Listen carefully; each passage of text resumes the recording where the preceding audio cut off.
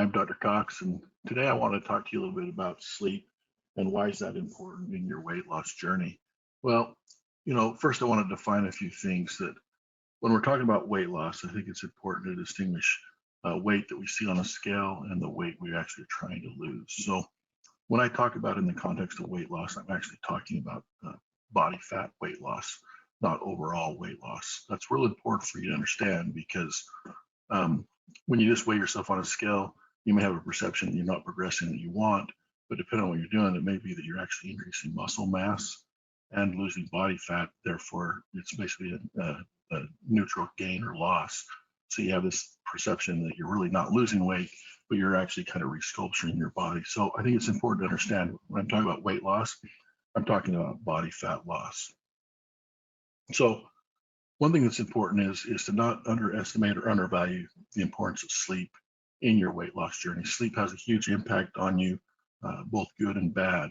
So some simple things that sleep does that may actually make you gain weight is it just simply gives you an opportunity to eat more. If you're awake, you're at more risk of eating more. So increasing your length of sleep basically means you're going to have less opportunity to eat. So that's one benefit that sleep has for you. Another one, though, is often we associate weight loss with exercise. Now, first, in other videos, I'll talk to you about exercise and weight loss, but the reality of it is weight loss itself is really nutrition dependent. Weight maintenance really is both nutrition and exercise. So when I'm talking to you about pure weight loss, it is possible to obtain weight loss without exercising. Because the most important factor in weight loss is nutrition. Okay, but having said that, often people associate exercise with weight loss. And if you're not sleeping well or you're not getting adequate sleep, you're going to just be tired. And when it comes time to exercise, you'll just kind of tell yourself, I'm just too tired. So it has an impact on your ability to exercise too, because simply if you're tired, you're less likely to do those types of things such as exercise. Now, also, weight loss is important to kind of mental fatigue, if you will. So I've already said that weight loss or sleep is associated to less opportunities to eat. But if you're sleep deprived, you're also going to make poor mental decisions because you really kind of have mental fatigue associated with that. And that means that you're most likely to make bad decisions in what you're eating. If you look at it, sleep should be looked at that it's kind of a nutrient for the brain.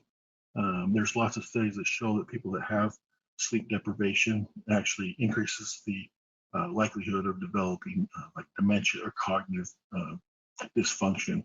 And that's a known fact because it kind of look at it that sleep is kind of a cleansing time for the brain. And it's when kind of all the metabolic waste is being removed from the brain. And if you reduce that time, you're going to have a buildup of those kind of metabolic waste products that basically are detrimental to your cognitive function. So think of sleep as kind of a nutrient for your brain. Now, one thing is if you don't sleep enough, it triggers cortisol. And so you'll have chronically elevated cortisol. And when you have that kind of problem, cortisol kind of is a signal to your body to conserve energy. And that means you're going to have a harder time in the context of burning fat. Your body is now basically trying to save energy because of the sleep deprivation. Now also, how your body burns energy is dependent on how your sleep is too. So if let's say you're trying to lose weight, they actually did a study where they took people that were on a calorie restricted diet trying to lose weight and seeing what the impact of sleep had on them. So they basically put the group in a sleep deprivation component and another group that was in normal sleep. They both groups had the same amount of caloric intake. Well, they found that the group that was sleep deprived, the weight loss wasn't significantly different than the people that were in the normal sleep group. However, the type of weight loss was significantly different. The people that were in the sleep deprived group, about a large percentage of their weight loss was due to a muscle mass loss. So they were losing weight, but they were actually losing muscle mass, which is something we don't want to do. In fact, they found out that basically their fat drop metabolism, it dropped by about 55%, and their protein metabolism increased by about 60%. So while if you looked at them on the scale, this group both lost similar amounts of weight, but the sleep-deprived group was losing a significant amount of muscle mass as opposed to body fat. Secondarily, another study from the University of Chicago basically said that just 4 days of sleep deprivation really produces your body's or affects your body's ability to utilize insulin, and really you become kind of insulin sensitive, or more importantly, insulin resistant is probably the more appropriate way to say that. And they found that basically just with 4 days of sleep deprivation, people's insulin sensitivity decreased by about 30%. And what that means is you're kind of becoming insulin resistant, which is well known to lead down a path of diabetes and things like that. So again, when we're talking about sleep and weight loss, the sleep impacts us on a broad spectrum of things. Now, it does affect our weight directly and indirectly, but it has a lot of other consequences. So it's really essential that we are really scheduling ourselves so we're getting adequate sleep. So when we're talking about the insulin response, basically what happens is if you kind of start to develop this insulin that's not working well, you end up having more fat in your bloodstream, which results in more fat storage. And so that's another consequence of sleep deprivation, is that you need to have adequate sleep because your insulin response is also dependent on adequate sleep. Also, there's several studies that show sleep deprivation basically affects your food preferences. Sleep-deprived individuals tend to make bad food choices. Now you can say, well, is this just really a matter of willpower, that I've got that cognitive fog, and so I'm just making bad food choices? Well, the reality is there's a physiological response. So subjects were taken and they basically were looked at using various techniques to analyze areas of the brain during sleep deprivation. And they found that the reward mechanisms seem to be more reactive to foods when you're in a sleep deprived state, meaning that if you're sleep deprived, not only are you making bad decisions because of the mental fog, but the way your brain is responding, it's wanting to reward you to make those bad decisions. And in fact, that reward mechanism is amplified in sleep deprived people.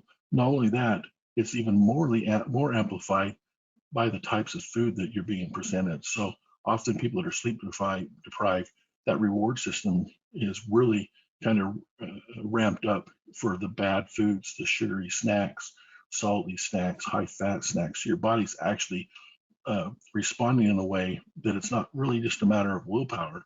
There's a physiologic response, and that's aggravated by sleep deprivation.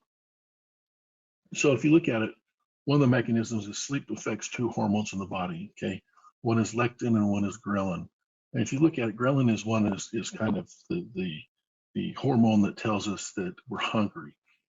And for some reason, when people are sleep deprived, these hormones, how they interact with each other, it becomes kind of malfunctioned. And so you kind of have the state of always hunger, and your leptin's not working as well. Leptin is the hormone that is kind of the hormone that tells us when you're full. And when you're sleep deprived, there's really kind of a dysregulation or a mechanism that they're not working together like they normally would, and it kind of drives you to feel hungry when you normally wouldn't be if you're sleep deprived, but also you don't feel as full as you would if you weren't sleep deprived. So there is hormonal facts related to sleep deprivation and your weight. So again, that's why I'm talking to you about sleep. Sleep is often overlooked as one of those things. Is how does that affect my weight? Remember, really a 30-year life is spent in sleep, and that also means a 30-year basic metabolic burn is during sleep. And so it's important that we're allowing ourselves time to sleep appropriately so our body can do what it's designed to do during that sleeping period.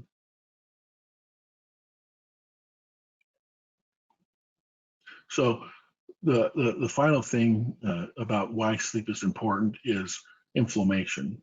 Okay, sleep deprivation causes chronic inflammation. It's essential to you because we know that chronic inflammation leads to bad things like heart disease, stroke, diabetes, cancer. But just as important, sleep deprivation and inflammation causes chronic pain. and that also restricts your movement. So when you're thinking about movement, I'm not just talking in the context of exercise. In fact, if you look at your basal metabolic rate, and let's say it's 2,500 calories, well, the majority of that is burned during non-exercise time. So normal activities of living is when you're burning most of your calories, simply if you look at the 24-hour period. The problem is if you have chronic inflammation, your activity levels go down. So you're walking back and forth to the car, to the grocery store, things like that, all are decreased because of chronic pain, which is secondary to chronic inflammation. So sleep is essential to help prevent chronic inflammation. So that's just some highlights about sleep. So what are some things you can do to improve your sleep? Well, first of all, you can turn off technology. So, a couple hours before you go to bed, stop using the computer, stop using your cell phone, turn the TV off. It's well known that not only the blue light, but just the stimulation affects your sleep. Secondarily, save the bedroom for sleep. That's really what you should look at it, is sleep and sex. Don't read in bed, don't do other activities in bed. Really kind of program your mind that when you're laying in bed, you're there to sleep. That takes me to, you need to have a bedtime ritual. You should really go to sleep at the same time and get up at the same time, even on the weekends. Your body is very much dependent on circadian rhythms, and you can really screw up those rhythms with just one night of sleep deprivation. And it's important to understand that the body doesn't really catch up on the weekend. So if you're like, I'm going to be sleep deprived during the week, then sleep more on the weekend, it really doesn't work that way. Just the one night of sleep deprivation is very detrimental to your body. Next thing is what you eat and when you eat it. Okay. So obviously stimulants, caffeine, nicotine, things like that should really be avoided long before your bedtime. But in addition, just regular food, meals, dinner, things like that, you should probably have at least a couple hours of no food intake prior to bedtime. That's multiple reasons why, but if you eat right before bed, you may have gastric reflux that's causing you to have indigestion, which interferes with your sleep. Then also your body's trying to metabolize this food, which means the body's trying to work, which also interferes with your sleep. So again, what and when you're eating is very important in your sleep. The next thing is the body's designed to sleep in a dark environment. So you may need to get blackout shades or something like that, but really you want to have as much darkness or minimal light as possible. Another thing is your body tends to actually cool off during the night, where about 4 in the morning we actually have a temperature decrease. So a cold environment or cool environment actually does help us sleep. So you might want to turn your thermostat down a little bit at night so you have that cooler environment that actually does promote better sleep. Then also, like I already said, we'll talk more about physical activity in other videos, but it is known that if you have some physical activity, that does actually promote better sleep. And then finally, you really got to remember to try to get 7 to 8 hours of sleep at night. Anything less than 7 is detrimental, so you really should try to get a minimum of 7. I know it's kind of a badge of honor in today's world on reducing the sleep, but the reality of it is, if you're really trying to be a healthy person and you're on that healthy or wellness journey, adequate sleep, which means greater than 7 hours of sleep, is really what you need. So again, take your sleep seriously. It's going to help you be more productive. You're going to have a better attitude and you're going to enjoy life more, and it's going to promote your more wellness for you. So get some good night's rest. Thank you.